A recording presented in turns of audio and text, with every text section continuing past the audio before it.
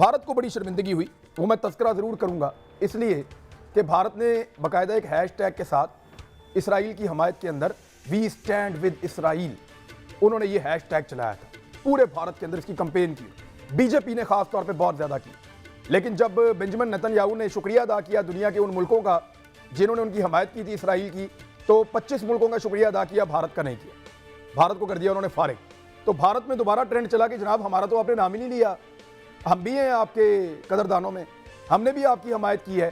तो उस पर इसराइलियों ने ठीक ठाक क्लास ली है भारतीय सोशल मीडिया एक्टिविस्ट की।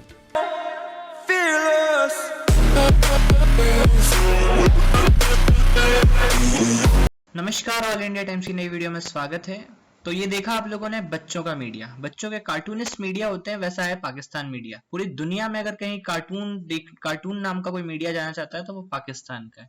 अब इन गधों को ये बताओ कि एक डिप्लोमेटिक कंट्री की बात होना, डिप्लोमेटिकली डायरेक्टली किसी को सपोर्ट करना या ना करना अलग होता है, और वहां के लोगों के द्वारा या किसी सोशल सर्विस ग्रुप के द्वारा किसी चीज को हाईलाइट करना अलग होता है। इंडिया में अभी इजराइल को लेकर वी स्टैंड विद इजराइल करके ट्वीट ट्रेंड कर रहा था ऑल ओवर इंडिया, और नेतन्याहू ने उन कंट्रीज को थैंक यू बोला जिनके डिप्लोमेट्स ने डायरेक्टली यूनाइटेड नेशंस में या इंटरनेशनल फोरम में वहां की गवर्नमेंट ने उनको इम्पोज किया है कि हाँ हम आपके साथ हैं। और इंडियन कंट्री, हमारा देश जो एक डेमोक्रेटिक कंट्री है जहां पे लोकतंत्र चलता है, ये किसी एक पर्टिकुलर रिलीजन को लेके नहीं चल सकता। जैसे इजराइल एक पर्टिकुलर यहूदियों के लिए है और पाकिस्तान इस्लामिक कंट्री है, इस तरह से हिंदुस्तान अकेला सिर्फ एक पर्टिकुलर धर्म के लिए नहीं है, वो सबके लिए। तो उसका कोई स्टैंड नहीं था इन चीजों को लेकर, और न ही कोई डिप्लोमेट्स ने कोई वो की थी। बट यहाँ के जो लोग हैं जिनका सपोर्ट जा रहा था ट्विटर पे कि वी स्टैंड विद इजराइल, ऐसे लोगों ने इन लोगों को प्रॉपर जवाब दिया है। लेकिन ये क्या है, पाकिस्तानी मीडिया में इतनी छोटी सी अकल नहीं है कि लोगों की अपील करना और एक ऑफिशियल स्टेटमेंट देना गवर्नमेंट के थ्रू, ये दोनों डिफरेंट चीजें हैं। और सिर्फ इतनी सी बात पर पाकिस्तान बहुत ज्यादा खुशी मना रहा है। वीडियो काफी इंटरेस्टिंग है, एंड तक जरूर देखिए। पसंद आए तो लाइक, शेयर और सब्सक्राइब करना ना भूलें। जय हिंद, जय भारत दोस्तों। वीडियो एंजॉय करिए। गजा की सूरत हाल जो है उसके ऊपर पूरी मुस्लिम उम्मा में, बल्कि पूरी दुनिया के अंदर एक गम गुस्सा है। दुनिया भर के अंदर एहतजाज किया जा रहा है। अल जजीरा ने एक दुनिया की बहुत बड़ी तस्वीर जारी की है, मैं अभी आपको थोड़ी देर में वो दिखाऊंगा। उस तस्वीर में एक अजीब चीज़ जो मैंने देखी, उन्होंने निशानदेही की है कि कहाँ कहाँ पे हज़ारों लोग निकलकर एहतजाज कर रहे हैं, बहुत बड़े पैमाने पर। और उस तस्वीर के अंदर सिर्फ 20 मुकामात ऐसे हैं जो मुसलमान मुल्कों में हैं, और लगभग 50 से ज़्यादा मुकामात ऐसे हैं जो गैर मुस्लिम ममालिक में हैं। यानी हम मुसलमान अवाम जो है वो चाहते तो ये हैं कि हमारी हुकूमतें फौरी तौर पर इसराइल के ऊपर हमला कर दें, सारे मुसलमान मुल्क मिलकर अटैक कर दें, मिसाइल मारो, एयरफोर्स भेजो, जो भी करो। लेकिन हमारे यहाँ पे कोई भी एक ऐसा एहतजाजी मंजर हमने नहीं देखा जो यूरोपीय ममालिक से ज़्यादा बड़ी तादाद में लोग निकले हों। कोरोना वायरस वहाँ पे भी है, यहाँ पे भी है। तो हम घर बैठ के सोशल मीडिया के ऊपर बैठ के मुजाहिद बने हैं, लेकिन हमारे लोग जो है वो उस लेवल के ऊपर नहीं कर रहे। हमारा मीडिया आवाज़ उठा रहा है, हमारी गवर्नमेंट मजम्मत कर रही है, लेकिन क्या ये सारा कुछ काफ़ी है? OIC का जो इजलास हुआ उससे जितनी तवक्को थी उतना ही वो कर पाया। उन्होंने मजम्मत की, उन्होंने खबरदार किया कि जी हालात ख़राब हो जाएंगे, और उन्होंने पूरी दुनिया से रिक्वेस्ट की कि इस मामले को ख़त्म किया जाए और जंगबंदी करवाई जाए। जंगबंदी अब हो भी जाएगी तो क्या फ़ायदा? इसराइल की ये पॉलिसी है, वो हर 5, 6, 7 साल के बाद मुसलमानों को मारता है, और मारने के बाद उनको इतना कमज़ोर कर देता है कि वो 5, 7 साल तक खड़े नहीं हो पाते। फिर जब 5, 7 साल गुजर जाते हैं वो दोबारा मुसलमानों को मारता है, फिर इतना कमज़ोर कर देता है कि अगले 5, 7 साल उनके आराम से गुजर जाते हैं। और अब वो वही एक दफ़ा फिर दोहरा रहा है। अमेरिका, जो बाइडन का, अगर आप व्हाइट हाउस के ट्विटर अकाउंट पे जाएं ऑफिशियल पे, तो उन्होंने 2 ट्वीट्स एक साथ किए। एक पे उन्होंने लिखा कि उनकी बात हुई सदर महमूद अब्बास से, जो फ़लस्तीन के सदर हैं, और उनसे उन्होंने जो बात की वो ये की कि जेरूशलम सबका है, तमाम मकादे पे फ़िक्र के लिए, तमाम मज़ाहब के मानने वाले लोगों के लिए जेरूशलम जो है वो पुरअमन होना चाहिए। दूसरा उन्होंने कहा जी आपके साथ जो हमारी पार्टनरशिप है वो मुस्तकबिल में जारी रहेगी, बस।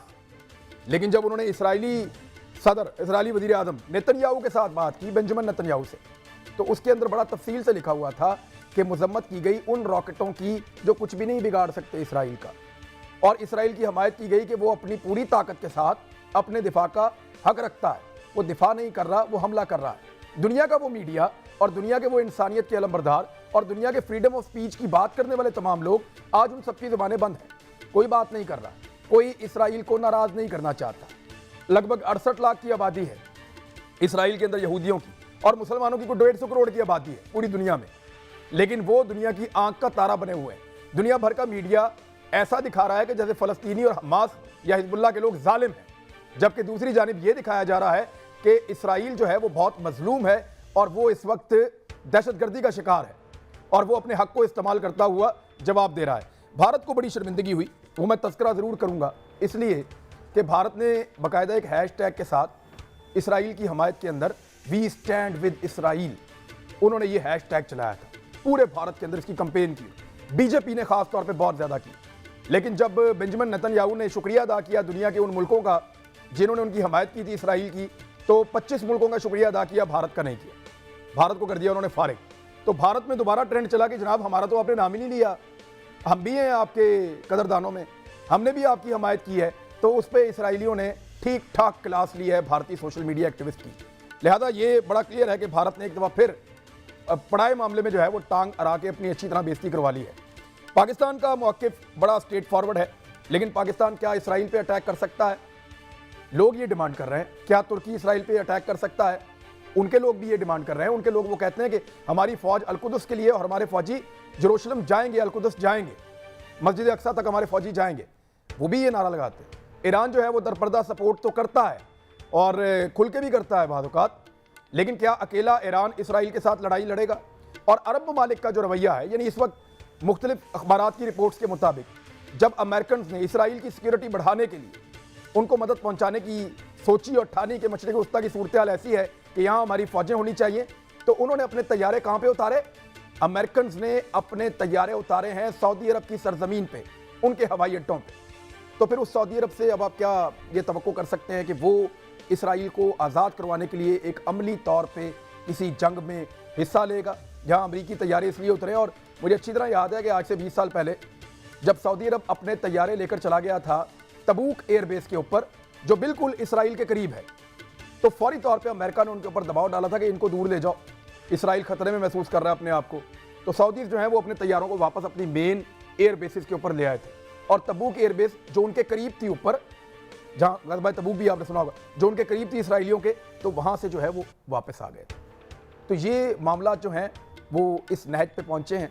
2 दिन का फ्यूल रह गया फ़लस्तीन में, गज़ा में, और वहाँ की जो अथॉरिटीज़ है उन्होंने खबरदार किया है कि अगर ये फ्यूल ख़त्म हो गया तो फिर हमारे पास बिजली नहीं होगी, हम पीने का पानी नहीं दे सकेंगे लोगों को, अस्पतालों के अंदर इलाज मुआवजे की सहूलतें ख़त्म हो जाएंगी, ऑपरेशन थिएटर्स रुक जाएंगे।